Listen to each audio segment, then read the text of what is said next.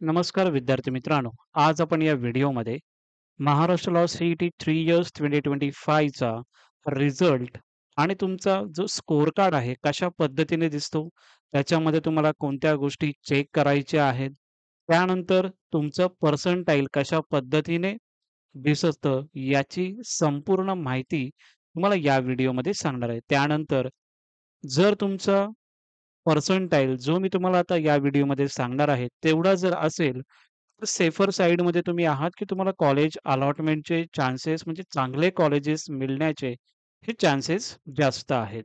Okay.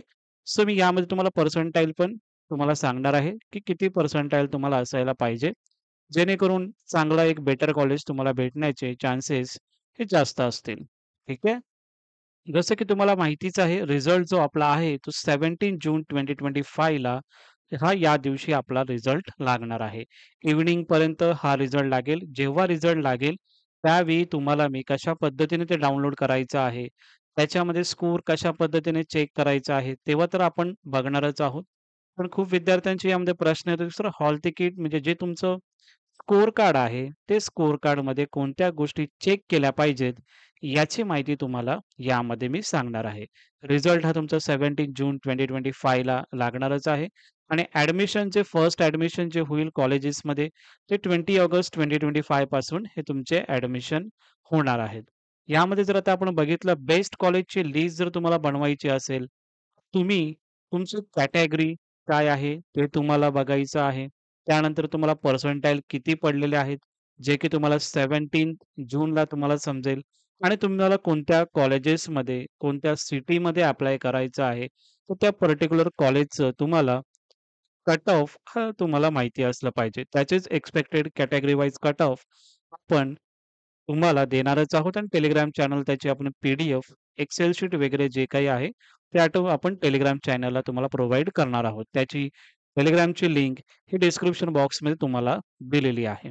Okay. त्यानंतर जर आपण बघितलं, तर खूप विद्यार्थ्यांना हे समजणार आहे 17 जूनला की तुम्हाला कोणते पर्सेंटाइल म्हणजे किती पर्सेंटाइल तुम्हाला भेटलेले आहेत. ओके. ते पर्सेंटाइल तुम्हाला यामध्ये माहिती पडणारच आहेत.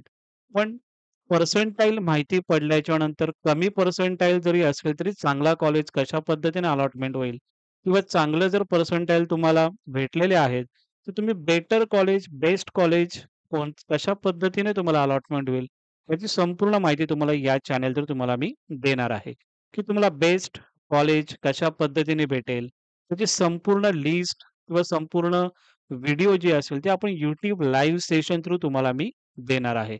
आणि माझे प्रयत्न असणार आहेत, की बेस्ट कॉलेजेस तुम्हाला 100% भेटून द्यायचे. हे आपले सर्व जे सीरीज आहे, ते आपले फ्री ऑफ कॉस्ट आहे. कॉलेजेसची लिस्ट आपण लाईव्ह सेशन घेणार आहोत YouTubeमध्ये. त्या लाईव्ह सेशनमध्ये तुम्हाला किती पर्सेंटाइल आहेत, त्यानुसार त्या कॅटेगरी वाईज तुम्हाला त्या पद्धतीची लिस्ट मी तुम्हाला बनवून देणार आहे. सो आपण त्या YouTube लाईव्ह सेशनमध्ये आपण डेली बेसिसवर करणार आहोत. त्यानंतर मग खूप विद्यार्थ्यांचा डाऊट आहे, की सर मग हा जो रिझल्ट आहे, जो स्कोर कार्ड आहे, कशा पद्धतीने कुठे आपण चेक करू शकतो? तर त्याची ही वेबसाईट आहे. या वेबसाईटवर जाऊन तुम्ही तुमचा रिझल्ट हा 17 जूनला तुम्हाला चेक करायचा आहे. त्याची प्रॅक्टिकल वेनी पण तुम्हाला मी सांगेनच कशा पद्धतीने जेव्हा रिझल्ट पब्लिश होईल, त्यावेळी आता आपण बघूया, की लास्ट इयरचं आपण एक यामध्ये स्कोर कार्ड एका कॅन्डिडेटचा आपण घेतलेला आहे. तो कशा पद्धतीने असतो, कशा पद्धतीने पर्सेंटाइल दिसतो, त्याची इन्फॉर्मेशन तुम्हाला यामध्ये मी देत आहे. Maharashtra LLB 3 years C score card यामध्ये तुम्हाला दिलेलं आहे 2024चा.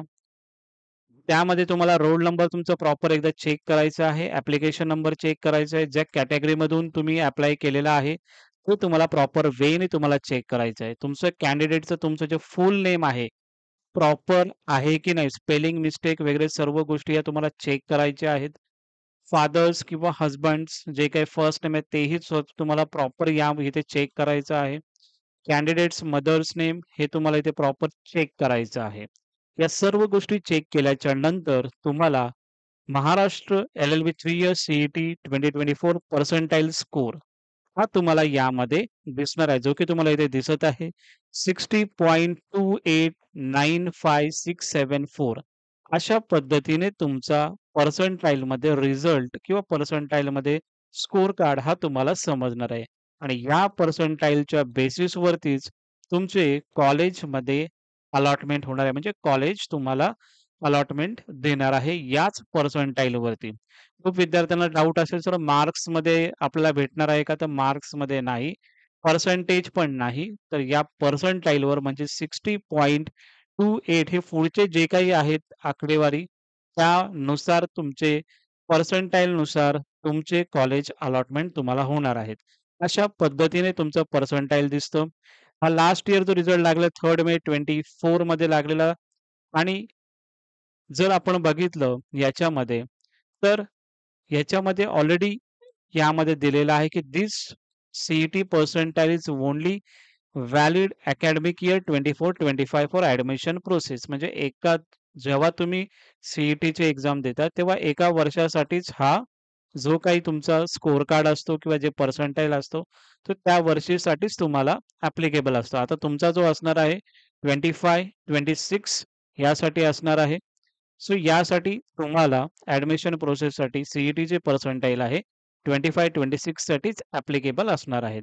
आणि यामध्ये लिहिलेलं आहे तुम्हाला LL with 3 years CET percentile is not the same as a percentage of marks obtain. पर्सेंटेजमध्ये तुमचा हा रिझल्ट नसतो. हा तुमचा पर्सेंटाईलमध्येच तुमचा रिझल्ट असतो. ठीक आहे. सो हे जे तुम्हाला नॉर्मलायझेशन प्रोसेसनुसार तुमचा पर्सेंटाईलनुसार तुमचा हा रिझल्ट हा पब्लिश केला जातो. अशा पद्धतीने तुम्हाला तुमच्या स्कोर कार्डवरती तुम्हाला चेक करायचं आहे. तुमचं पर्सेंटाईल किती आहे? तुमचे नाव वगैरे, रोल नंबर वगैरे, ॲप्लिकेशन नंबर, कॅटेगरी वगैरे प्रॉपर आहे का? या सर्व गोष्टी तुम्हाला चेक करायचं आहे.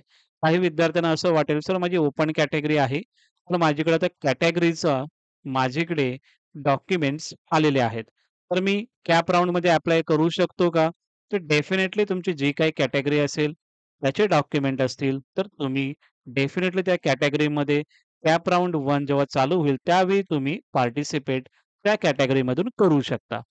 त्याची जी काही इन्फॉर्मेशन असेल, ती तुम्हाला मी डेली बेसिसला तुम्हाला देईनच मी या चॅनल थ्रू. त्यासाठी हा चॅनल सबस्क्राईब करून ठेवा, जेणेकरून सर्व डाउट्स तुमचे क्लिअर होतील. आता आपण बघूया, की एवढे जर तुमचं पर्सेंटाइल असतील, तर तुम्ही सेफमध्ये असाल, त्याचं तुम्हाला एक मी सांगतो. यामध्ये जर आपण बघितलं, तर ओपनमध्ये 85 पर्सेंटाइल किंवा 85 पर्सेंटाइल अबोव्ह ज्या विद्यार्थ्यांना पर्सेंटाइल असतील, त्या विद्यार्थ्यांना चांगले कॉलेजेस भेटण्याचे यामध्ये चान्सेस आहेत.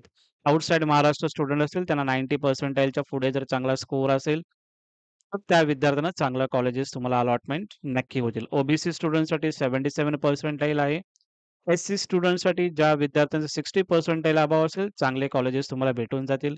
एस-टी विद्यार्थ्यांना जे काही 58 पर्सेंटाइल आहे, ते चांगले तुम्हाला कॉलेज अलॉटमेंट होतील आणि एन-टी जे काही स्टुडंट असतील, त्यामध्ये 55 पर्सेंटाइलला पण चांगले कॉलेजेस तुम्हाला पुढे अलॉटमेंट होतील. यामध्ये कॅटेगरी मी दिली नाहीये, म्हणजेच ई-डब्ल्यू-एस, एस-ए-बी-सी जे काही कॅटेगरी स्टुडंट आहेत, सो त्यांना 85 पर्सेंटाइल जर ओपनला आहे, तर नक्कीच त्यांचा कमी पर्सेंटाइलला त्यांना चांगले कॉलेजेस अलॉटमेंट नक्की होतील. ओके.